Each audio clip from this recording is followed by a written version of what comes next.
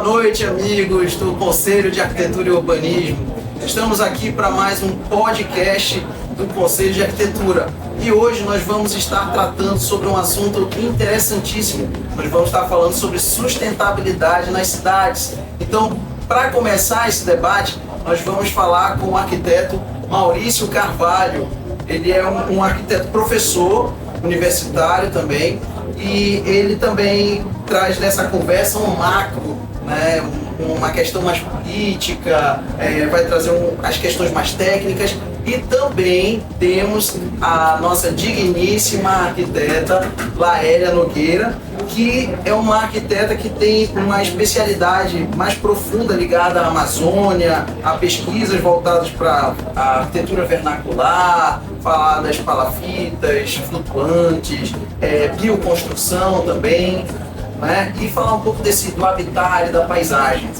Então, para começar, vamos trazer uma pergunta, principalmente começando com o professor Maurício, falar um pouco das cidades brasileiras sustentáveis. Então, o que você acha dessa, se existe uma questão dessa ilusão que cultivamos da verdade inconveniente, do que o arquiteto precisa encarar como sustentabilidade nas cidades? Bom, boa noite, pessoal. Boa noite, Yuri. Obrigado aí pelo convite de estar aqui. Bom, falar sobre cidades no Brasil hoje é tentar perceber quais são as mudanças que a gente tem passado nos últimos tempos e que rumos que a gente está tomando na organização dos espaços da cidade, de que forma a gente está encarando isso. Então, acho que uma das coisas mais importantes para a gente começar a falar sobre cidades é entender que elas têm um sentido. Nenhuma cidade é desordenada à toa, nenhuma cidade cresce de uma forma aleatória, né? Então isso talvez seja um ponto de partida interessante, entender que existem muitos interesses na cidade e que a forma que a gente se organiza nelas interessa para muita gente. Eu adoro dar o exemplo que a gente tem hoje aqui em Manaus, que são os hipermercados, as farmácias e os postos de gasolina. Eles têm ocupado aí o espaço da cidade cada vez de uma forma mais agressiva, vamos dizer assim, e eles têm, de uma certa forma, influenciado o modo de consumo, o modo de circulação, a forma como as pessoas usam os espaços, ou deixam de usar os seus comércios locais, as suas rotinas diárias são alteradas pela posição desses meros pontos de comércio e serviços da cidade. Então, esse é um pequeno exemplo que mostra como a cidade ela cresce a partir de interesses, a partir de lógicas de mercado.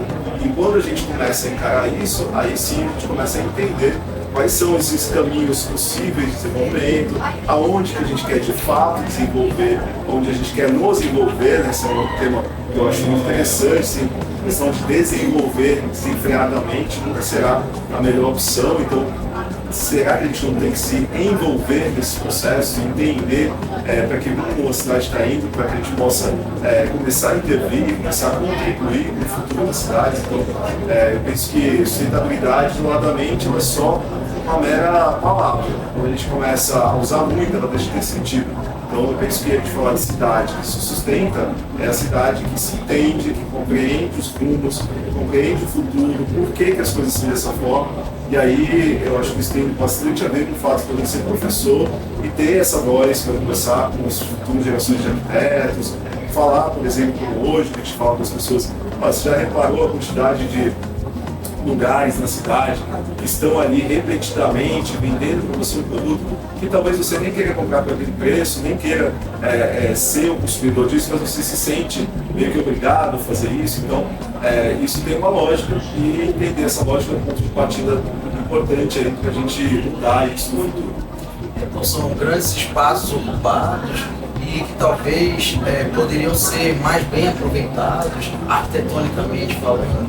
Isso também, mas eu penso assim, a questão do consumo, ela é a questão central na ideia de cidade de futuro, assim. Então, se a gente não conseguir entender o que a gente consome, como a gente consome, e qual que é o lucro envolvido nessa operação toda, porque nós somos apenas uma pequena engrenagem de uma movimentação financeira muito grande, a gente vai achar normal ter, por exemplo, uma avenida dentro de Manaus, 5, 6, 7 supermercados numa sequência. A gente vai achar normal ter uma farmácia em cada esquina, a gente vai achar normal vender gasolina a cada 2 quadras tem posto. Então, essa forma que a cidade vem tomando, ela tem se organizado, é uma forma que diz pra gente muita coisa. Quando a gente entende esse mecanismo, aí a gente vai se criticar, entender, talvez se opor a certos sistemas, e é isso é um ponto de partida importante para mudar.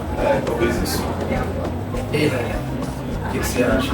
Eu fiquei pensando por exemplo, tanto dos postos de gasolina, que vira às vezes espaços de lazer, né? E é muito estranho quando você vê um monte de gente lá, às vezes comendo e tal, não podia falar, nossa, mas agora eu quero um filho que eu vou levar a criança lá, né? E os supermercados, como eles comem espaço da cidade com estacionamento, às vezes, né? Então fica aquele grande espaço aberto para os carros, gradeado, né? Então uma coisa que cria um bloqueio de acesso, assim, a gente não aproveita a simplicidade que a gente tem. Acho que essa coisa do consumo, né? Às vezes quando a gente pergunta o que você vai fazer, se a gente vai comer, mas eu amo demais o que mais que a gente pode fazer. Acaba se ocupando esses espaços e perdendo-se muito da cidade, perde-se áreas de lazer, perde-se áreas verdes, áreas de drenagem, áreas de comunicação, áreas de convívio social. Eu acho que lembrar que falar de sustentabilidade também, né? Eu acho que hoje tem um estigma muito forte, assim, tá em tudo, né?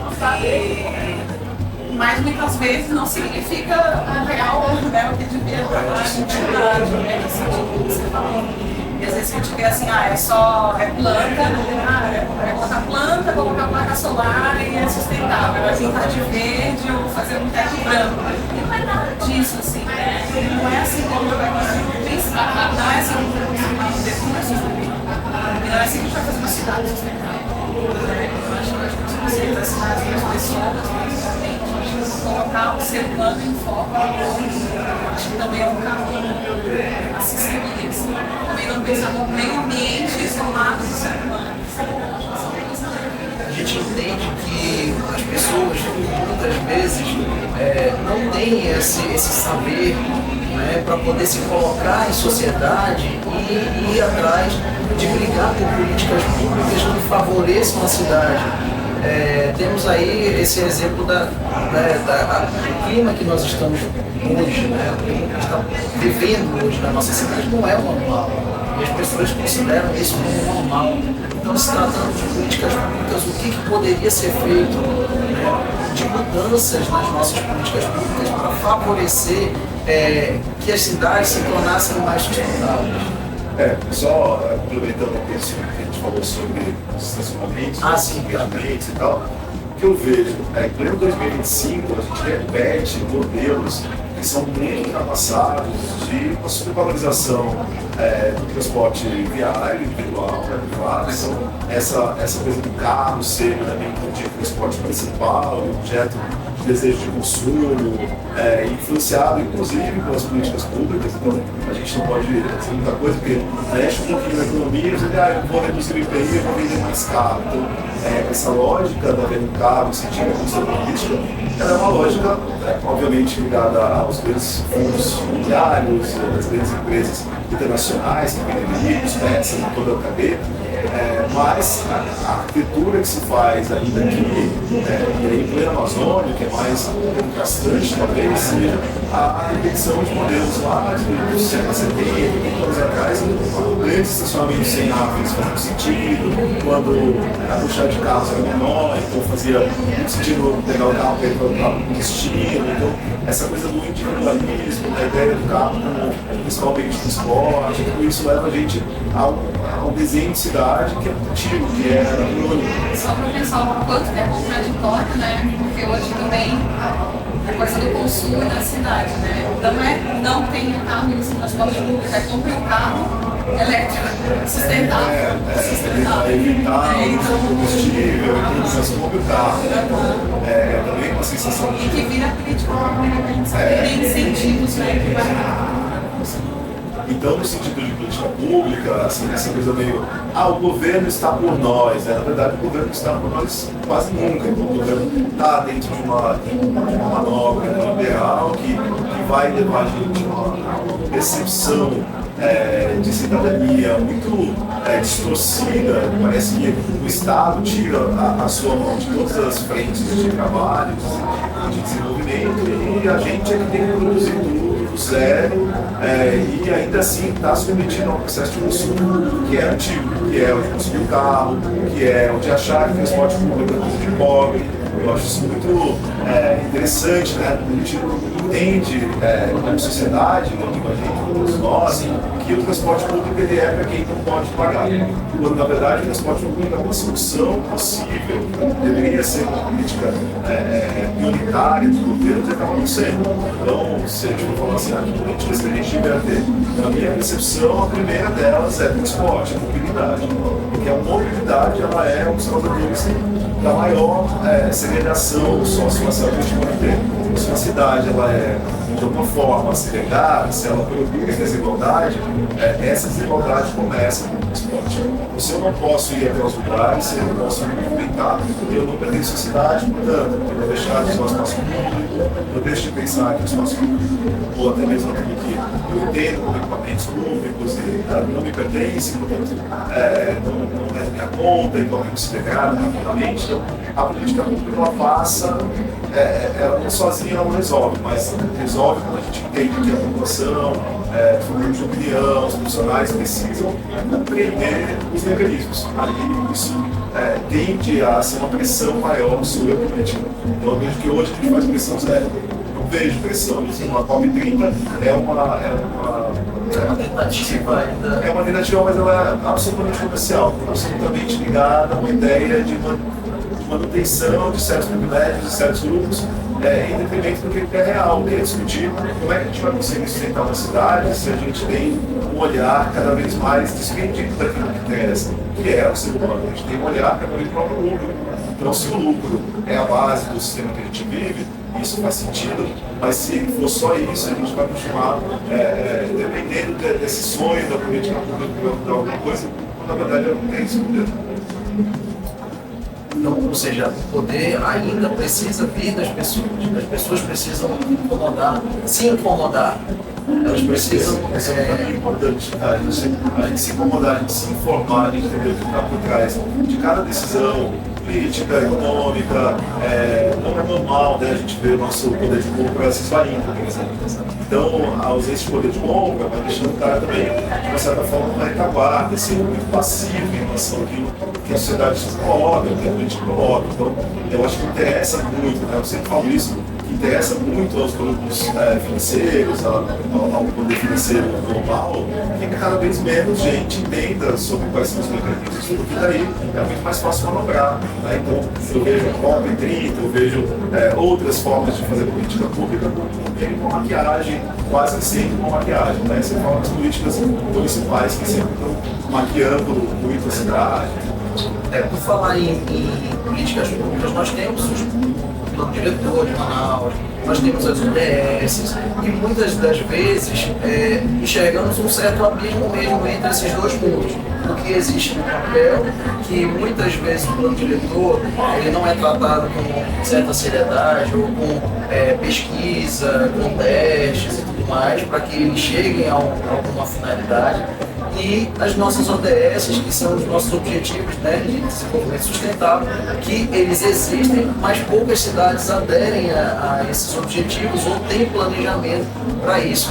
Então, Lélia, o que você enxergaria que poderia avançar no desenvolvimento desses planos ou da prática das ODS nas cidades daqui da nossa região amazônica? O que está faltando para a gente alcançar essa mudança? Eu acho que a gente volta um pouco na mesma discussão anterior. Assim, né? Eu acho que também as pessoas começaram a se questionar, porque todo mundo com certeza não é todo mundo sabe o que é uma ODS. Será que é uma falta de informação, falta de... Eu acho que tem a coisa da falta de informação, mas é a relação também entre a prática, né? E o que a gente está ali conceitualizando. Porque mesmo as ODS, eu vejo que às vezes elas Elas são, né, 17, acho que até mais.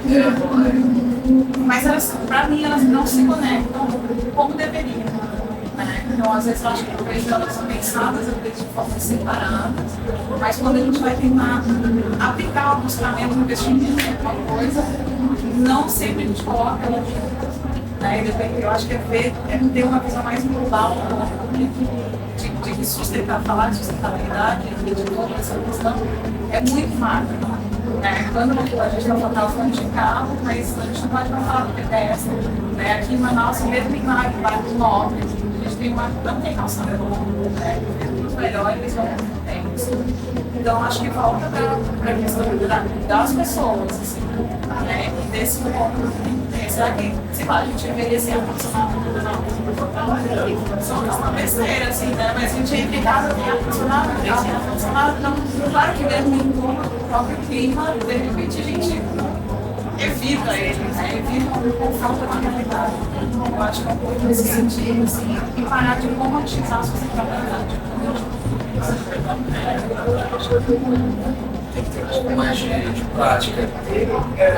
Eu vejo assim, só completando um assunto que eu vejo que é assim, a cidade formal, que é a cidade qual eu, você, todo mundo que é arquiteto, trabalha, é uma cidade ínfima, diante de uma cidade informal enorme. Então, quando a gente olha, quando o diretor desce qualquer tipo de lei, ela está ligada a uma cidade formal que é ínfima. Então, às vezes a gente fala sobre a cidade formal, eu sou um dos críticos do diretor como ser um instrumento de trabalho dentro de sala de aula, por exemplo. Eu vou ensinar arquitetos a usarem o plano diretor de 2025, se eles vão atuar nas próximas 2, 3 décadas, se eles vão atuar somente numa área muito pequena, será que o arquiteto não pode atuar na grande periferia, onde a cidade é informal? Mas tem que formalizar a periferia, será que é possível? Né? Então, a gente vai dizer assim, as favelas do Rio de Janeiro, de São Paulo, as favelas de Manaus, elas conseguem ser regularizadas diante de normas tão rígidas, tão específicas. Então, eu vejo que a legislação é para poucos e ela de uma certa forma, ela não consegue dar vazão às necessidades que a cidade tem. Então, a relação entre cidade e floresta, a relação entre consumo, sociedade, espaços públicos, a relação entre todas as construções que a gente vê, que não tem nenhum tipo de solução de qualidade para o ser humano, ela não está prevista na lei e ela vai continuar existindo. Então, eu penso que a gente tem que falar muito mais sobre o que a gente quer para a cidade no futuro e o que a gente está fazendo com a cidade agora. E agora ela já está aí, uma periferia gigantesca, milhões de pessoas vivendo abaixo de uma criminalidade mínima. Então, eu penso que o arquiteto, o urbanista, tem que olhar para esse lado, para a cidade informal, muito mais do que para a formal. Isso é os loteamentos, né? O tamanho do loteamento está sendo vendido hoje. Meu Deus, é 10 metros. Então, questionar isso. É muito importante questionar terrenos pequenos, construções cada vez menores. Os apartamentos, né? A gente vê, claro que vai dar mas outros vão morar a vida toda 50 metros quadrados, profissão de prédios de 50 metros quadrados que tem ali. 3 quartos, 3 quartos, 50 metros. Então, essa lógica, ela precisa ser questionada. E eu vejo que a lei ela é permissiva com esse tipo de solução, que é a solução de mercado, que faz parte do sistema, mas existe um mundo muito maior que não é dentro dessa lógica. Não é o que eu quero, eu acho que daí entra poucas pessoas também por questão de questionamento pessoal, assim, né? Não é o que eu quero. Nossa, mas é um condomínio lindo, tem tudo que tá, meu apartamento de 50 metros quadrados e se tu é solteiro e tal, né? Ou um casal, ok, né? Mas é isso que quebra na vida, eu acho que essas coisas bem impostas, e questionáveis. Falando da nossa região, da nossa peculiaridade, está dentro da região amazônica, o que você falaria, o que seria o estilo amazônico, o que seria a arquitetura para o nosso clima, deixar de copiar estilos arquitetônicos que são próprios de outras cidades, de outras metrópoles, né? Então, falando da nossa regionalidade, da nossa ancestralidade, o que seria essa arquitetura para a nossa região? Acho muito complexo, né? Falar assim o que é a arquitetura da nossa região. Mas eu acho que se a gente pega a visão macro, né, eu acho que primeiro a gente não pode esquecer de onde a gente está.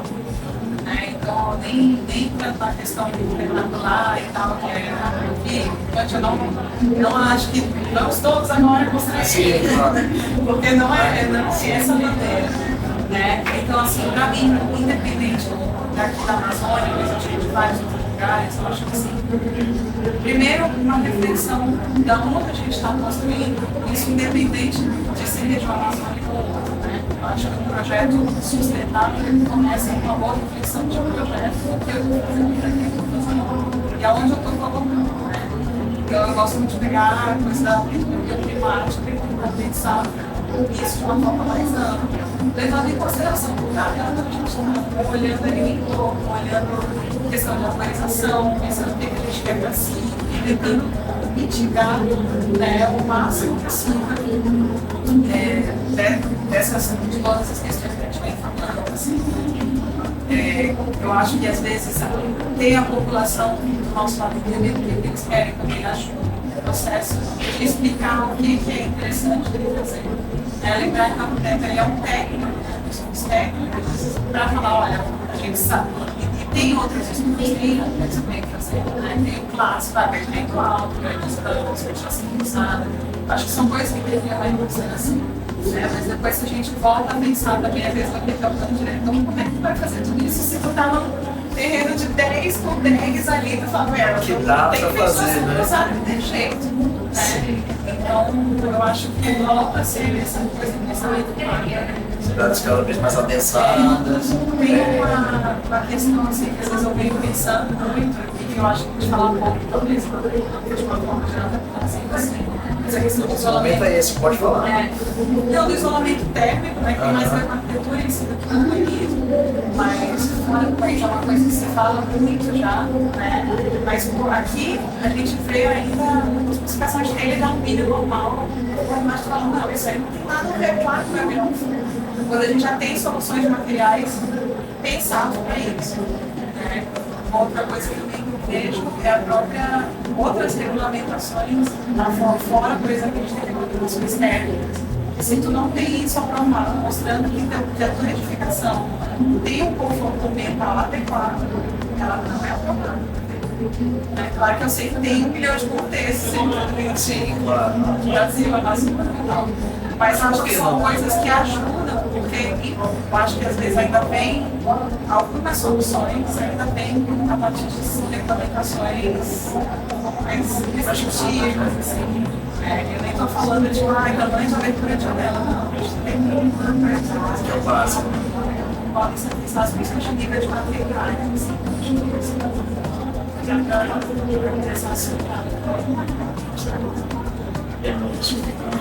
Eu acho que assim, a arquitetura amazônica é muito subestimada, assim, a gente subestima o conforto climático, como se fosse algo assim, e que fosse um luxo você ter um conforto térmico, assim, mas se você isso ar-condicionado, como a gente falou, só que isso é uma grande ilusão coletiva de que ter o mínimo é muito, as pessoas elas acostumam com isso. Então, assim, o apartamento cada vez menores, se oferta no mercado isso com um custo altíssimo, mas uma ruim, não se pensa na relação verde de construção, então o verde é sempre um estorvo, é um acidente rápido para poder ocupar, então coisas assim que são muito coloniais, né? A gente está falando de 2025, com atitudes de, sei lá, de 300, 400 anos atrás, onde o negócio era tirado do aveiro para poder ocupar. Então esse ranço europeu, dessa forma muito peculiar de olhar para o espaço local e achar que ele é muito negativo e que, portanto, você precisa colocar uma outra forma de ocupação, isso é colonial.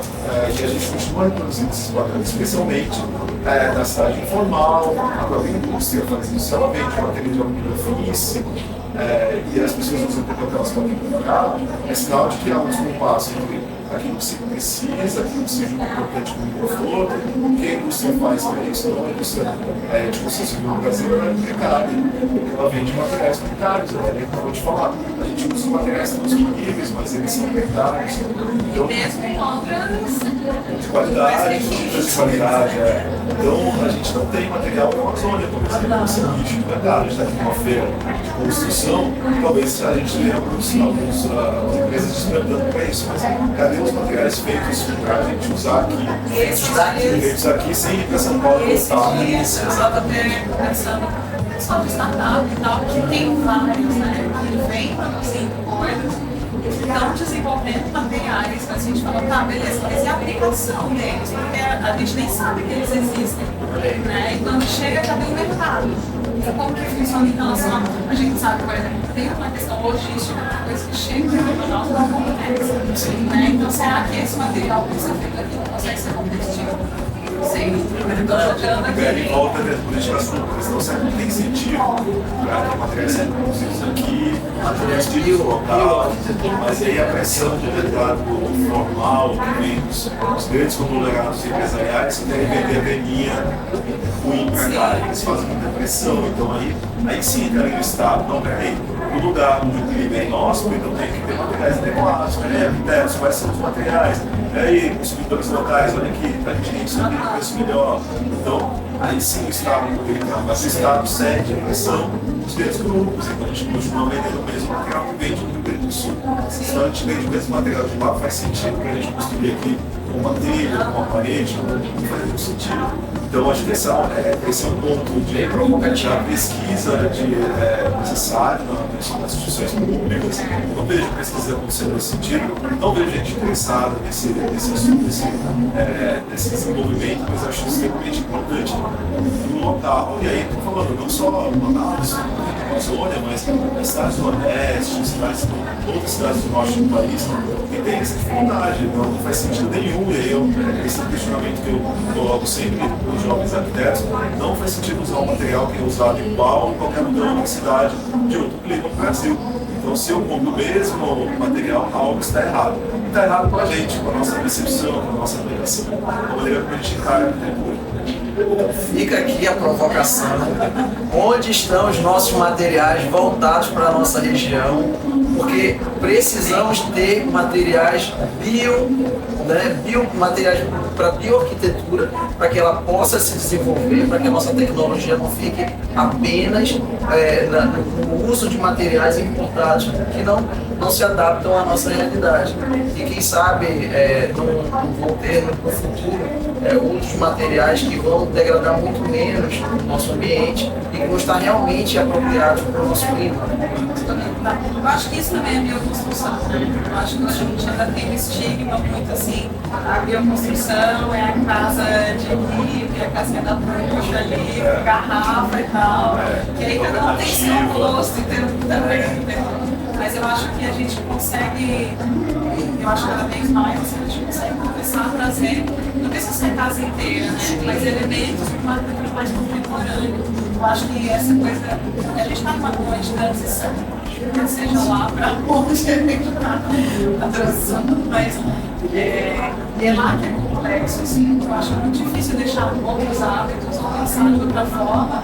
A gente tem a questão do tempo também, né? A arquitetura que eles puderem pensar, quanto tempo será para você projeto? Só isso aí, e se eu gente quer esperar ele chegar, eu falo que é para ontem. Porque é 15 dias. E a construção pior ainda, né? Sabe? Então, assim, eu acho que tem essa coisa do tempo também, né? Não é uma coisa só.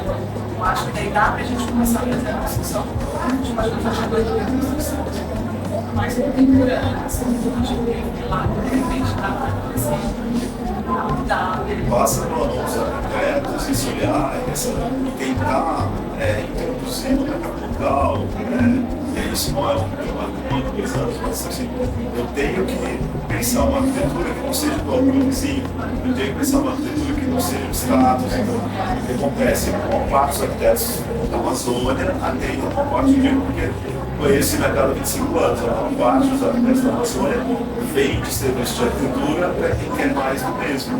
Então, mas será que o cliente mesmo, o arquiteto não tem uma parcela nesse processo? Eu acredito que sim. A gente precisa saber explicar para o cliente o que é um projeto personalizado para aquele local, para aquelas funcionantes, para aquele esquema físico onde a obra vai estar. Então, isso passa por um processo de educação do arquiteto, entender. Você que oferecer casas em que vão ser cinzas escuras, com telhado escondido, com lustre pendurado no hall de entrada, ele está ofertando mais do mesmo, que sempre existiu, sem se questionar. Então isso também é o nosso papel. Não é o cliente que pede sempre a mesma coisa. Eu ouço isso muitos arquitetos, dos alunos, eu ouço muito isso dos alunos, mas todo mundo quer assim. Mas você já ofereceu alguma coisa diferente? Você já pensou sobre isso? Você que está no escritório de arquitetura, você consegue dialogar sobre a arquitetura que faz sentido na Amazônia? Então, é muito da gente também, está muito na nossa mão, mais do que a maior parte das pessoas pensam. Fica mais uma provocação para os nossos arquitetos, nossos alunos, futuros arquitetos também, e ter esse diálogo compartilhado com os nossos clientes, que podem, é nossa função instruir o nosso cliente, que ele não tem esse lado técnico, de entender sobre ventilação, insolação, material. Então é a nossa função também, a nossa responsabilidade enquanto arquiteto social que somos, de produzir espaços de qualidade e adaptados. Bom, e certificação. Dizer que um projeto ele tem um selo, ele tem LEED, quer dizer que ele realmente é sustentável só porque ele tem um selo? Fala aí, Léo. Por que não? A gente sabe que os selos eles vêm de novo uma questão do mercado de valorização desse produto, enquanto qualquer coisa vocês comprar um orgânico. Ou vamos pegar o ovo, ovos orgânicos. A gente também quer, às vezes, a legislação mesmo, que tem ovo caipira. Na verdade, basicamente, a gente está falando de uma granja, um espaço ali para onde a galinha pode sair. Então, tem um espaço aberto, isso já é considerado, às vezes, uma galinha está sendo criada ao ar livre. Mas a realidade, a gente sabe que não é essa. Então, eu não paro, às vezes, um pouco. Sim, tudo bem. Pode trazer a galinha o selo e a galinha, o vai. selo com a galinha, que a gente diz que é caipira, mas quando vai olhar para ver o que faz nela, a gente sabe que é diferente da realidade para ter a certificação. Com a certificação do orgânico, sabe? Existe uma série de coisas que pode utilizar. A certificação orgânica. Eu vejo, às vezes, as certificações nesse sentido. Depois eu acho que nesse momento de transição, que se fala talvez da sustentabilidade, usar o selo como uma forma de buscar esse outro pensamento. Pelo menos melhorar. De repente, tirar um meio. Sim. Eu vejo que eles têm esse discurso sustentável, está sendo cada vez mais questionado como um discurso que busca uma certificação como forma de promoção do produto imobiliário, por exemplo, ou promoção de práticas que parecem ser mais ligadas à cadeia de preservação, mas que na verdade elas conseguem financiamentos, elas conseguem visibilidade e tem um fundo de intenção de lucro. Então, acaba que a gente vai perdendo a credibilidade. Se não me engano, a primeira frase dele assim, a valorização sustentável. Por relação com a sociedade, enquanto o valor do produto imobiliário acaba se sobrepondo à sociedade como todo. Então, isso eu sempre falo que não é uma crítica ao mercado, porque nós trabalhamos no mercado. Isso uma coisa não tem a ver com a outra, no sentido que se eu critico como o mercado funciona, eu sou contra o mercado. Então, tem absolutamente nada a ver uma coisa com a outra. Você pode criticar o mercado e entender que pode ter novos rumos. Então, eu penso que é muito mais sobre a relação da construção com a cidade, da construção com a floresta, da construção com o ser humano, do que da construção em si, isoladamente, né? Gente, nós já estamos encerrando. Foi maravilhoso conversar com vocês. Uma conversa maravilhosa. Vai ficar no nosso conselho, né? Vai ficar aqui no Instagram do Cal.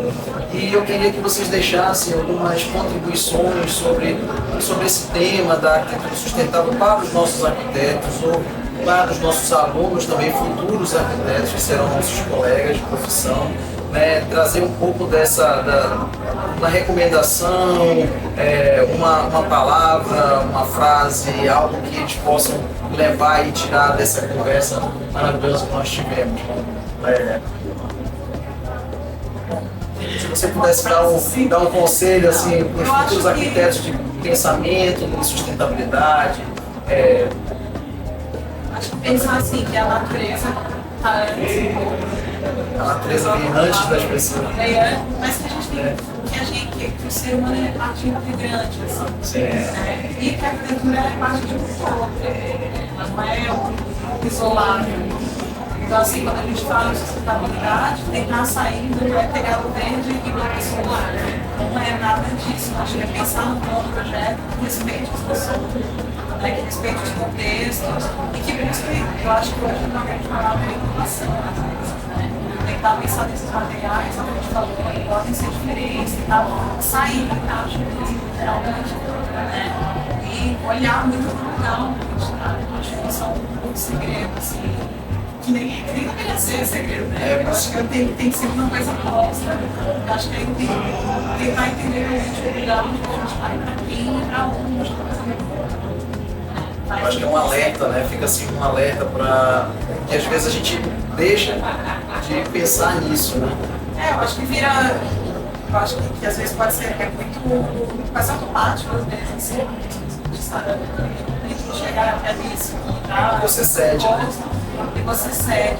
Mas eu acho que um pouquinho que a gente consegue fazer já é interessante. Né? Eu acho que assim, falar, vamos deixar esse permeabilidade do solo do teu terreno, como lá com tudo, já é um detalhe, já está incluindo, né? Essa impermeável, material que a gente vai aqui, eu acho que pensar realmente nessa coisa do micro com macro, acho que pode ser para conciliar toda essa dinâmica, né? Esse que você pode deixar para os nossos arquitetos e para os novos arquitetos também? Olha, tem que deixar uma reflexão de que a cidade ela é desigual e ela produz desigualdade constantemente. Então, enquanto a gente não olhar para essa desigualdade, a gente não consegue resolver os problemas mínimos da cidade. Então, entender a informalidade como parte do nosso universo. Então, o informal não é fora da lei, o informal não é algo desprezível, pelo contrário, é a maioria. Então, eu penso que a sociedade e os arquitetos devem contribuir para isso, precisa entender que essa desigualdade é a base dos problemas em geral. Então, não achar que você está dentro desse sistema desigual é uma forma de você escapar disso e você ser bem sustentável. Então, para que nossa sociedade se sustente nas cidades, vai ser necessário que a gente tome consciência sobre isso. A gente tome consciência sobre a nossa participação dentro de um processo desigual. E aí, de que forma eu posso contribuir para diminuir eventualmente essa desigualdade? De que forma eu posso contribuir para a sociedade subir alguns degraus, na interação entre a cidade da periferia e a cidade da bolha centro-sul, por exemplo.